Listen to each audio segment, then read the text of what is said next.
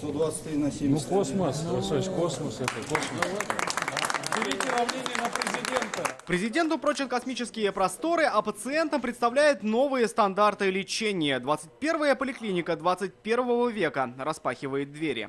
Передовая, очень хорошая, мы очень и очень рады. На строительство ушло 450 миллионов рублей. С ними поликлиника получила не только стены и крышу, но и новые подходы к лечению. Здесь мы заложили все те элементы, которые необходимы для качественного обслуживания нашего населения. Инфекционисты, рентгенологи, терапевты. С понедельника к приему готовы 10 отделений поликлиники. К врачам сможет попасть каждый житель Приволжского района и микрорайона Азино. Уже сегодня речь идет о 60 тысячах пациентов, детях, взрослых и пенсионерах. Всех их новая поликлиника готова принимать с новейшим оборудованием. На русском, на татарском языке.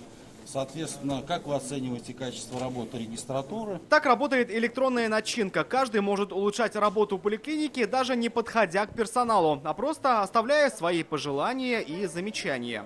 У нас нет привычной регистратуры. Посмотрите, это все по новому татарстанскому стандарту дружелюбной поликлиники. Дружелюбную поликлинику обсудили и мировые эксперты. На 4-й международной конференции специалисты центра Мэйо обменялись опытом с медиками республики. Вот что они думают о новом подходе.